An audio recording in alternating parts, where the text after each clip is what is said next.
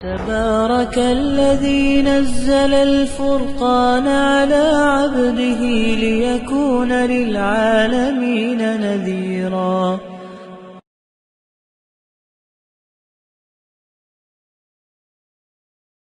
بسم اللہ الرحمن الرحیم.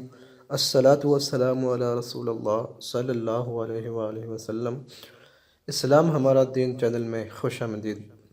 حضرت مالک بن دینار کی زندگی خوبصورت واقعات سے بھری پڑی ہے، اور آج انہی کے متعلق یہ ویڈیو بنا رہا ہوں کہ وہ کون تھے اور ان کو توبہ کی توفیق کیسے نصیب ہوئی. حضرت مالک بن دینار رحمۃ اللہ علیہ کا شمار بڑے تابعین میں ہوتا ہے. ابو یحییٰ آپ کی رکنیت تھی. آپ نے حضرت عبداللہ بن عباس رضی اللہ تعالیٰ عنہ کے زمانے میں ولادت پائی. حضرت انس رضی اللہ تعالیٰ عنہ کو بطور خاص سماعت کرنے کا موقع ملا. حضرت علی بن مدنی نے آپ سے روایت کردہ حدیث کی تعداد 40 بتائی ہے. آپ کی قناعت پسندی کا عالم یہ تھا کہ آپ اپنے ہاتھ کی کمائی کھایا کرتے تھے. کتابت قرآنی آپ کا پیشہ تھا اور آپ قرآن کریم کے ماہر زر نگاروں میں سے ایک تھے. آپ کی توبہ کے متعلق بہت سارے واقعات مشہور ہیں اور ہر کسی نے اپنے طریقہ سے بیان کیے ہیں، لیکن سب سے خوبصورت اور انتہائی معتبر واقعہ وہ جو آپ نے خود مختلف اوقات میں بتایا کہ مجھے توبہ کی توفیق کس طرح سے نصیب ہوئی. حضرت مالک فرماتے ہیں کہ میں ایک کوتوال یعنی پولیس والا تھا اور شراب خوری میری عادت بن چکی تھی. میری ایک خوبصورت لونڈی تھی جس سے ایک خوبصورت بچی نے جنم لیا. جب وہ بچی اپنے پاؤں پہ چلنے لگی تو اس کی الفت اور محبت اور پیار کی جڑیں میرے دل کے خانوں تک پہنچ گئیں. وہ بچی بھی مجھے بہت چاہتی تھی اور میں بھی اس سے بہت پیار کرتا تھا. ایک دن ایسا ہوا کہ شراب کے نشے میں دھت تھا. اس بچی نے میرے پاس آنا چاہا مگر میں نے شراب کے نشے میں اس کو دھکا دے دیا اور دھکے سے وہ گر گئی اور گر کر وہیں مر گئی. پھر ایک دفعہ نصف شعبان یعنی شب برات آئی تو میں نشے کی حالت میں بے خبر پڑا سو رہا تھا تو کیا دیکھتا ہوں کہ جیسے قیامت قائم ہو چکی ہے اور ایک بہت بڑا اژدہا منہ پھاڑ کر میری طرف دوڑا چلا آ رہا ہے.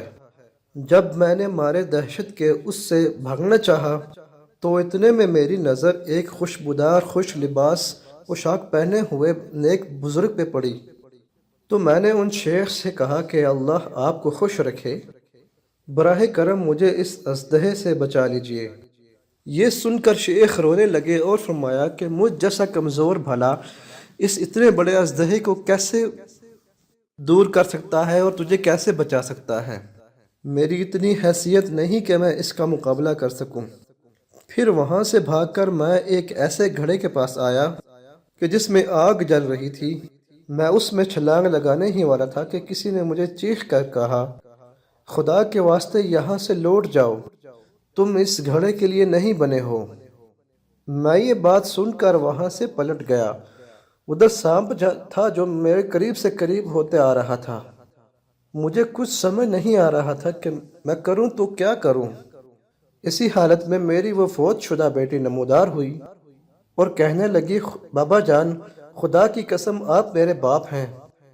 اتنا کہہ کر اس نے اپنا داہنا ہاتھ میری طرف بڑھایا جسے پکڑ کر میں جھول گیا اور بایاں ہاتھ اژدہے کو دکھایا تو وہ بھاگتا ہی چلا گیا. پھر اس نے مجھے بڑے پیار سے بٹھایا اور خود آ کر میری آغوش میں بیٹھ گئی اور کہنے لگی کہ ابا جان کیا ایمان والوں کے لیے ابھی وہ وقت نہیں آیا کہ ان کے دل اللہ کی یاد میں رقت کے ساتھ جھک جائیں. میں نے اس سے کہا کہ حیرت ہے، تم اتنا اچھا قرآن پڑھ سکتی ہو. تو اس نے کہا، ہاں میں آپ سے کہیں زیادہ قرآن کی حقیقت کو سمجھتی ہوں. میں نے پوچھا، اچھا ذرا یہ تو بتاؤ کہ اس اژدہے کا واقعہ کیا تھا؟ وہ کیوں میرے پیچھے لگا تھا اور مجھے مارنا کیوں چاہتا تھا؟ تو میری بچی نے جواب دیا کہ ابا حضور دراصل وہ آپ کا برا عمل تھا جسے آپ نے اتنا طاقتور اور قوی بنا دیا تھا کہ وہ آپ کو ہلاک کرنے کے لیے دوڑا چلا آ رہا تھا. میں نے کہا، اچھا تو مجھے تم اس شیخ کے بارے میں بتاؤ کہ جس کی ملاقات میرے راستے میں ہوئی تھی اور وہ میرے لیے کچھ نہ کر سکے. میری بچی نے کہا کہ وہ آپ کا عمل خیر تھا۔ آپ کا عمل خیر انتہائی کمزور اور ناتواں تھا، اور اس کی اتنی حیثیت اور طاقت نہیں تھی کہ وہ آپ کے عمل بد کا مقابلہ کر سکے۔ اسی لیے اس نے کہا کہ مجھ میں اتنی ہمت نہیں ہے کہ میں اس اژدہے کا مقابلہ کر سکوں اور آپ کو بچا سکوں۔ میں نے پوچھا کہ بیٹی، اب یہ بتاؤ کہ تم اب یہاں کیا کرتی ہو؟ تو میری بیٹی نے جواب دیا کہ دیکھیے، ہم سب اہل ایمان کے بچے ہیں۔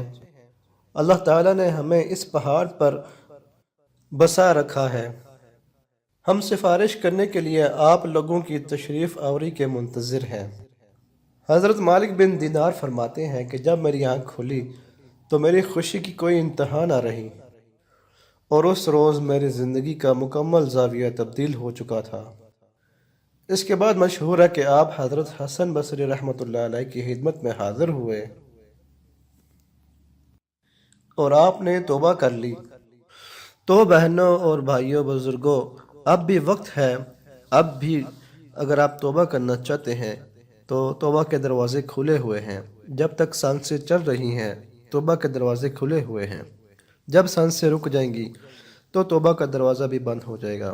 اس لیے آج ہی رب سے توبہ کریں اور اپنے رب کی طرف پلٹ آئیں۔